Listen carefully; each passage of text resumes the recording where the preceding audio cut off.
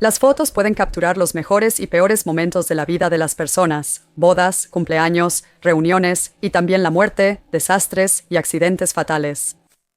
Hoy vamos a ver algunas fotos con las historias más inquietantes detrás, desde un hombre al que le arrancaron la cara de una mordida hasta una mujer cuya hija fue secuestrada por el cartel, lo que la llevó a una misión de venganza de 2 años. Vamos a investigar.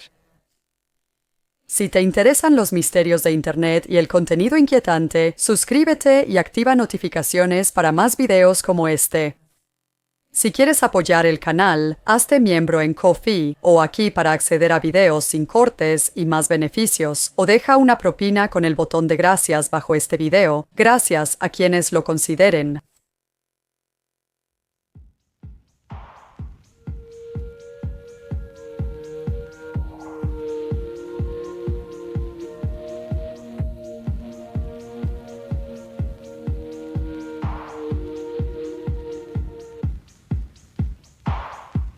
Este video cubrirá una variedad de temas que pueden ser sensibles, incluyendo ataques violentos, asesinatos, secuestros y lobotomías. Se recomienda discreción al espectador.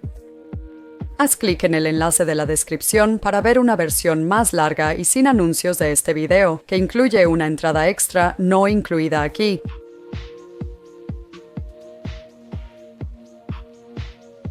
En 2012, Rudy Eugene, de 31 años, trabajaba en un autolavado en Florida. Había mostrado interés en abrir su propio negocio de autolavado móvil después de su divorcio en 2008 tras un matrimonio de 3 años. Su ex esposa afirmó que hubo violencia doméstica durante todo el matrimonio y que no tuvieron contacto después del divorcio. Eugene ya tenía un historial criminal extenso y había sido arrestado 8 veces desde los 16 años, comenzando con una detención por asalto en 1997. La mayoría de sus otros cargos eran por marihuana, salvo un incidente en febrero de 2004, quizá el más grave hasta ahora. Rudy rompió una mesa, destruyó objetos en la casa, empujó a su madre fuera de la cocina y le dijo: «Te voy a poner una pistola en la cabeza y te voy a matar». A pesar de su pasado violento, lo que hizo el 26 de mayo de 2012 fue realmente impactante. Esa mañana, él fue a Miami Beach y estuvo unos 30-40 minutos en Urban Beach Week, un festival de hip hop popular. Después, por razones desconocidas, dejó su auto y caminó por la MacArthur Causeway hacia el centro de Miami, tirando su licencia y quitándose ropa y zapatos. A la 1:30 p.m., él estaba desnudo cuando se acercó a Ronald Popper, un hombre sin hogar de 65 años que yacía bajo el viaducto del Metro Mayfair.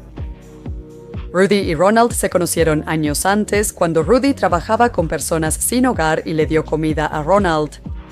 Sin embargo, no está claro si Rudy lo reconoció ese día en 2012 y al principio parecía bastante agradable. Ronald dijo después que él estaba, cito, como de buen humor por un rato y, cito, por un tiempo muy corto pensé que era un buen tipo. Luego, de repente, cambió.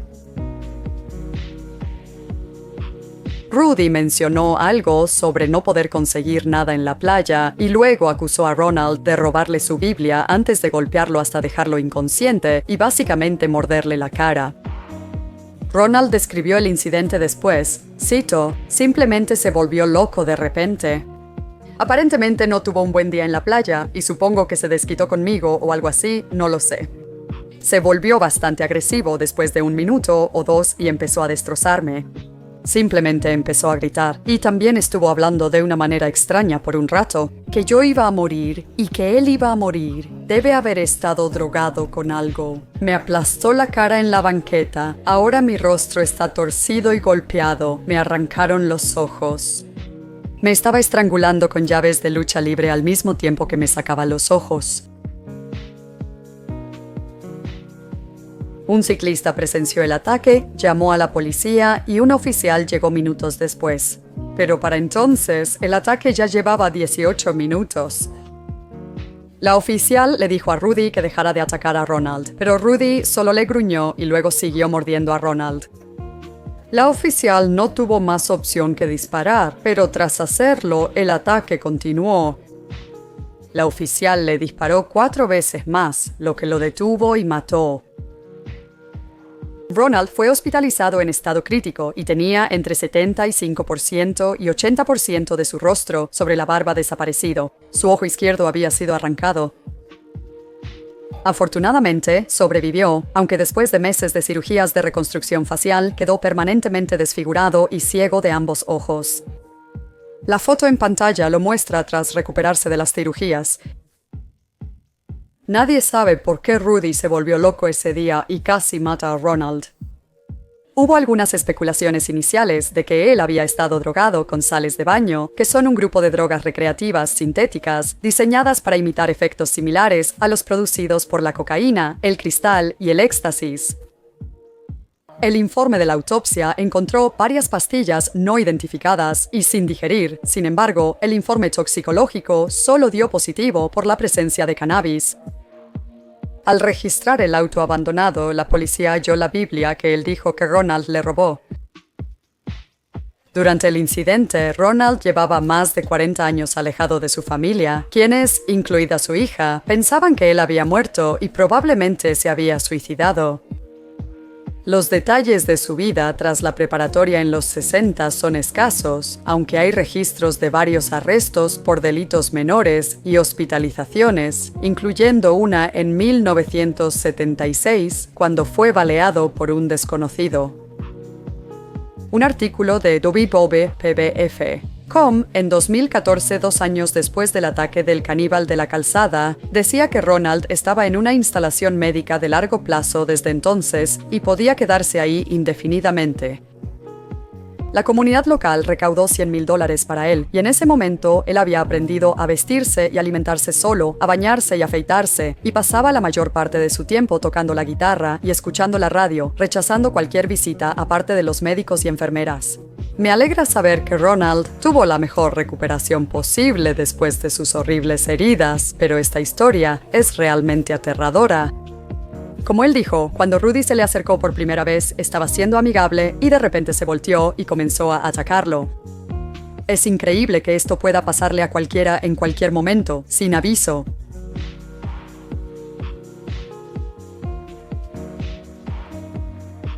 La imagen muestra a una niña de 6 años antes y después de una lobotomía hecha por el Dr. Walter Freeman, principal defensor y pionero mundial de esta práctica. El pie de foto bajo la primera imagen dice: Caso 262. Una niña de 6 años cuyo comportamiento destructivo era casi intolerable en el hogar. Rompía su ropa en pedazos.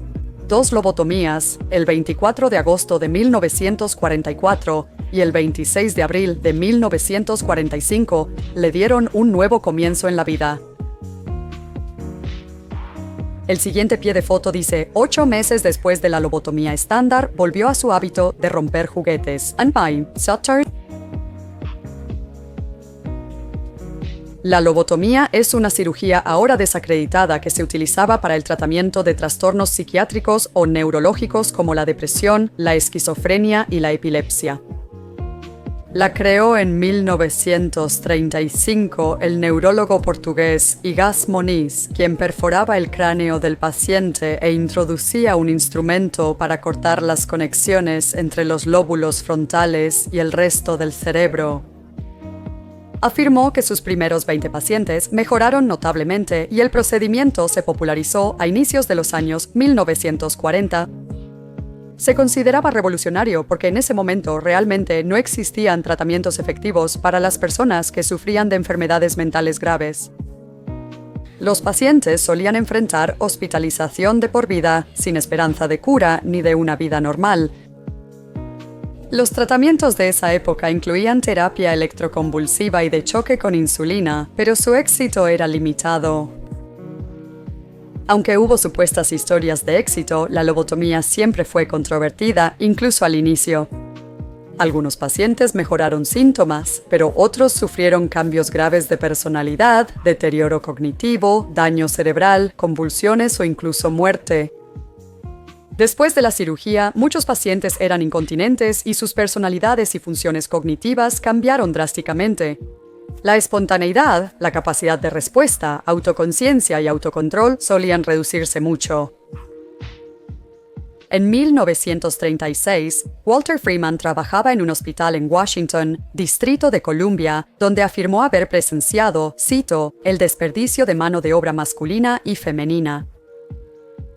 Decidido a ayudar a los pacientes a salir del hospital y aumentar la eficiencia, se fascinó con la lobotomía y modificó el procedimiento junto con su socio neurocirujano James Watts, quien realizó la primera lobotomía prefrontal en Estados Unidos. Para 1942, ya habían lobotomizado a más de 200 pacientes y reportaron que el 63% había mejorado, el 24% no vio ningún cambio y el 14% empeoró. Sin embargo, hubo varias historias de terror.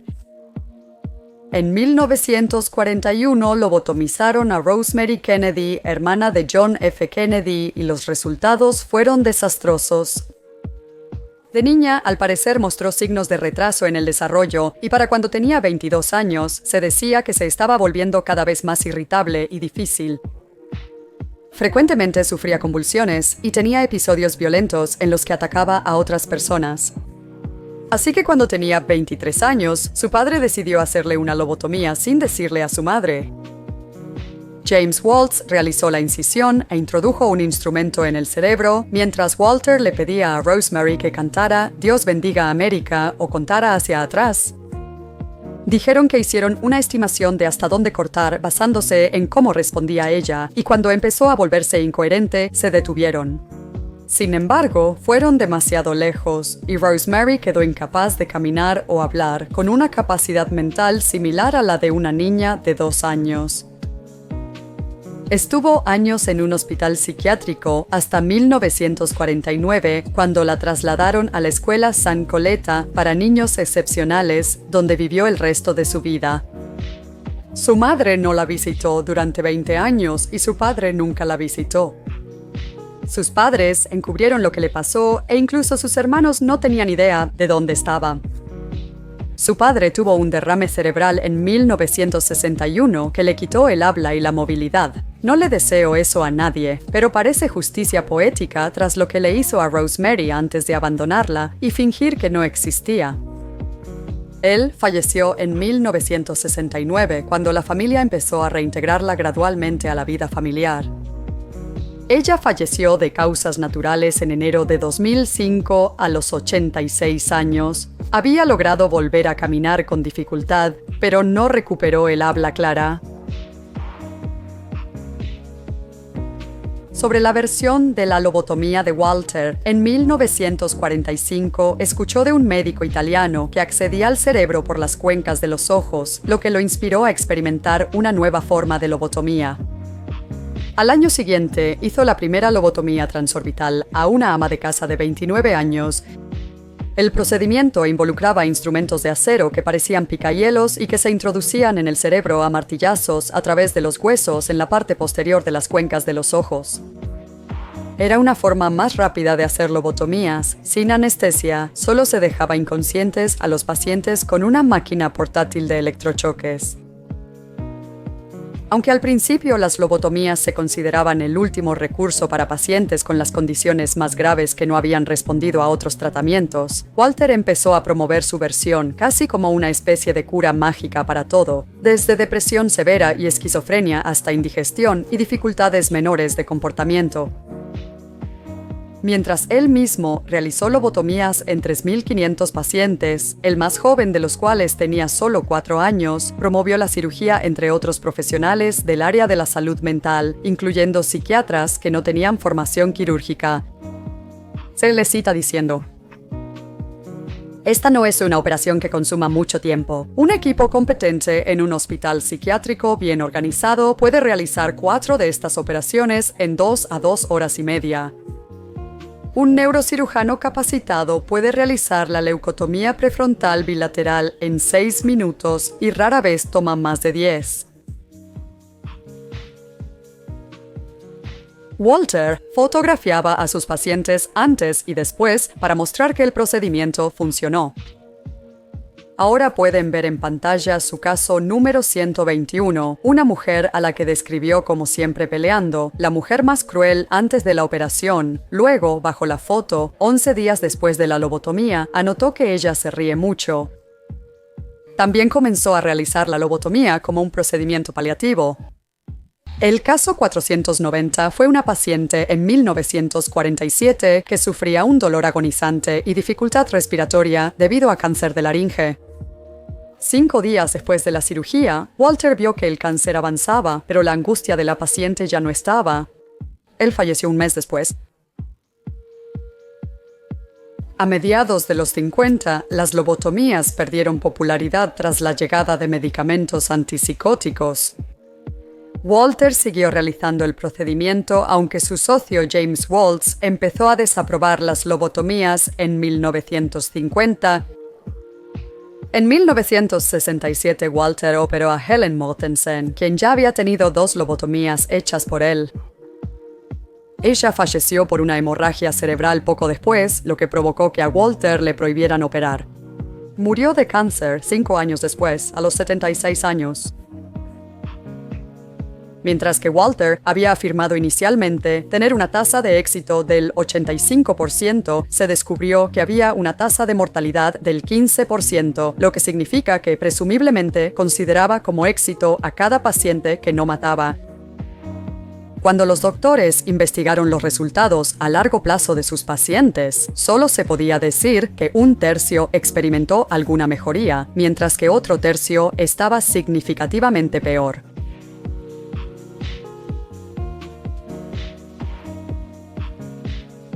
Foto de Judith Dull, de 19 años poco antes de ser asesinada por Harvey Gladman, el asesino de las chicas glamour.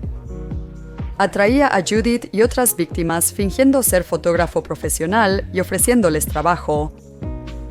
En 1957, Judith aceptó ir a casa de Harvey, quien la ató y amordazó diciendo que era para fotos de una revista de ficción criminal.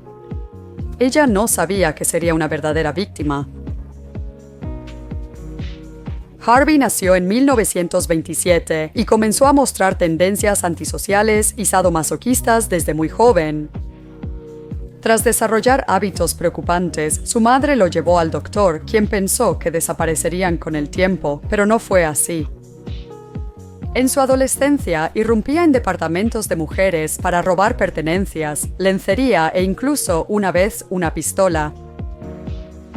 Pronto se cansó de robar y empezó a acechar, atar y agredir sexualmente a mujeres con arma de fuego. Fue arrestado a los 17 años y su madre pagó la fianza para sacarlo.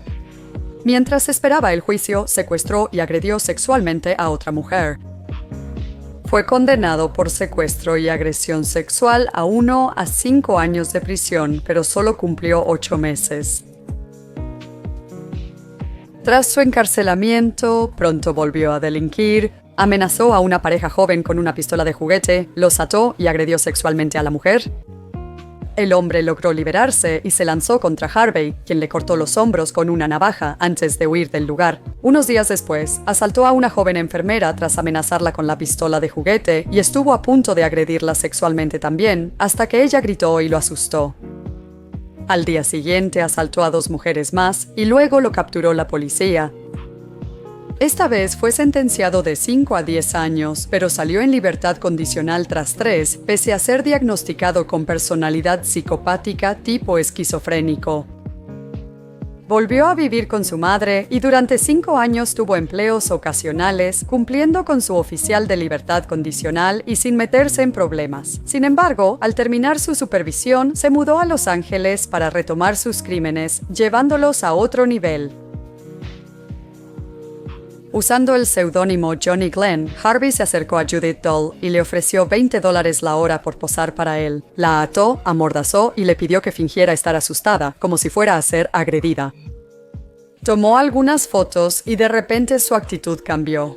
Sacó una pistola, una de verdad esta vez, y le dijo que no le haría daño si hacía lo que le decía. Sin otra opción, ella siguió sus órdenes de quitarse la ropa. Luego él procedió a abusar de ella varias veces. A diferencia de sus víctimas anteriores, no pensaba dejar ir a esta. La llevó al desierto, la estranguló, tomó fotos de su cadáver y luego se fue del lugar. Meses después, organizó una cita con Shirley Ann Bridgeford, de 30 años, tras ver su anuncio de corazones solitarios en el periódico. Se hizo pasar por un plomero llamado Jorge Williams y, al recogerla, le dijo que irían a pasear por el campo en vez de bailar como habían planeado. Al llegar a un sitio apartado, sacó su pistola, disparó 2 veces, condujo al desierto, la ató, tomó fotos y la mató. En julio de 1958, Harvey vio un anuncio clasificado en el periódico local de una mujer de 24 años llamada Rosa Mercado que buscaba trabajo como modelo. Esta vez, usando el seudónimo de Frank Wilson, Harvey se reunió con Rosa en su departamento y acordaron un precio por la sesión fotográfica. Se fue diciendo que la contactaría, pero al día siguiente entró a la fuerza a su departamento, abusó de ella y la llevó al desierto para darle el mismo destino que a sus 2 víctimas anteriores. Meses después, Harvey intentó agredir a otra pareja, pero esta vez lo atraparon en el acto. Un oficial de policía conducía por la autopista cuando encontró a Harvey forcejeando con una mujer de 28 años llamada Lorraine Vigil, quien se defendió y logró quitarle el arma a Harvey mientras él intentaba secuestrarla.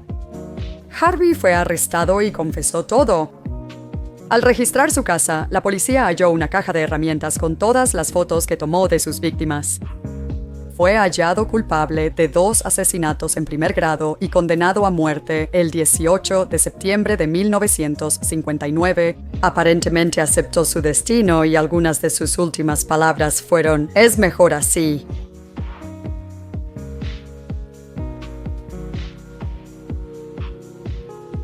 Esta es una de las últimas fotos de Karen Rodríguez con su madre Miriam antes de ser secuestrada por el Cártel de los Zetas en enero de 2014. Karen tenía 20 años y 2 hermanos mayores. En San Fernando, México, los secuestros del cártel eran tan frecuentes que los bancos ofrecían préstamos para pagar rescates. Miriam recibió una llamada una mañana, como muchos padres, donde los Zetas le exigían condiciones para devolverle a su hija. El hombre al otro lado de la línea le pasó el teléfono a Karen para demostrar que seguía viva. El padre de Karen, Luis, había recibido una llamada casi idéntica esa misma mañana. La familia pensó que pagando el rescate, Karen volvería, así que Luis solicitó un préstamo en el banco. Con este dinero y los ahorros familiares de toda la vida, reunían casi $10,000. A Luis le dijeron que llevara el dinero en una bolsa al centro de salud, donde alguien lo encontraría para recoger el efectivo y decirle dónde recoger a Karen. Después de esperar 2 horas, un adolescente llegó al centro de salud, tomó la bolsa y le dijo a Luis que fuera al cementerio en 20 minutos para encontrarse con Karen. Luis y Miriam esperaron en el cementerio. Esperaron hasta que cayó la noche, pero nadie llegó. Un par de días después, Miriam iba manejando por la ciudad cuando notó que un auto la seguía. El auto la interceptó y 2 hombres bajaron preguntándole si era la mamá de Karen. Le dijeron que la esperaban en un restaurante cercano en 10 minutos, sola, así que ella fue. Ahí le dijeron que necesitaban otros $1,600 para devolverle a Karen. Dijeron que no era decisión de ellos, pero con ese dinero podían asegurarse de que las personas correctas dijeran que sí. Con pocas opciones, ella aceptó, pero Karen nunca volvió a casa. Un mes después de la desaparición, Miriam se obligó a aceptar que Karen se había ido para siempre y en ese momento juró encontrar a los responsables y hacer que pagaran. Aunque las consecuencias eran mayores, Miriam ya había tomado venganza antes. En 1989, ella había rastreado a un grupo de ladrones que habían saqueado la caja fuerte de su esposo y recuperó todos los objetos robados. En otra ocasión, ella intervino cuando el esposo de su hija, Azalea, fue amenazado por pandillas. Miriam dedicó los siguientes 2 años de su vida a buscar a los secuestradores de Karen. Usó disfraces, identificaciones falsas y trampas para capturar a los 11 miembros del cártel involucrados. En marzo de 2016, 4 secuestradores estaban presos esperando juicio y 6 más habían sido abatidos por marinos en redadas. Miriam en realidad había acompañado a los marinos en algunas de estas redadas, la primera de las cuales resultó en la muerte de 4 miembros del cártel, y cuando entraron al edificio encontraron a varias víctimas de secuestro que aún estaban vivas. Uno de ellos dijo que un asito estaba preparándose para decapitarlo cuando comenzó la redada, así que gracias a Miriam, él y los demás seguían vivos. Miriam recorrió el lugar buscando cualquier señal de Karen y finalmente encontró una pila de objetos, incluyendo una bufanda y un cojín de asiento, que reconoció al instante como pertenecientes a Karen. En 2015, tras la pista de un lugareño, supo que su hija había muerto y que sus restos estaban enterrados en un rancho remoto y abandonado. Ella fue y halló un hueso que luego se identificó como parte del fémur de Karen. Miriam había supuesto que su hija estaba muerta, pero la confirmación fue como un cuchillo en el corazón. Aún así, esto solo la impulsó más a continuar su cruzada por la justicia. En marzo de 2016, rastreó al último miembro de los Zetas que creía involucrado, conocido solo como el florista. Cuando lo vio en la calle, él la reconoció e intentó huir, pero ella lo alcanzó y lo derribó, poniéndole una pistola en la garganta y amenazándolo con matarlo si se movía. Un año después, el 10 de mayo de 2017, Día de las Madres, Miriam salió del trabajo y fue a casa. Estaba en muletas después de haberse roto el pie persiguiendo a alguien relacionado con los Zetas. Mientras luchaba por salir de su auto, 2 hombres armados bajaron de una camioneta estacionada cerca y le dispararon 13 veces, acertándole 8.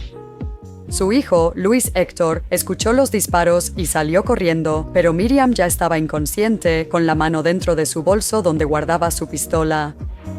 La llevaron al hospital, pero murió a causa de sus heridas unas horas después. Tenía 57 años. Miriam fue nada menos que una heroína. Ella conocía los riesgos cuando decidió ir tras esos miembros del cartel y aún así lo hizo para vengar a su hija y con la esperanza de salvar a otras víctimas. Y lo logró. Si nunca hubiera alertado a los marinos y los hubiera acompañado en esa redada, esas víctimas casi con certeza habrían muerto.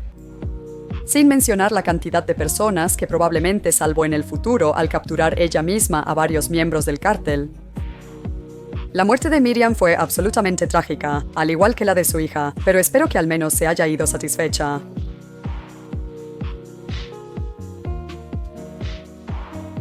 Compartan sus opiniones y sugieran temas que les gustaría que cubriera próximamente. Si disfrutaste del video, por favor considera darle like y suscribirte.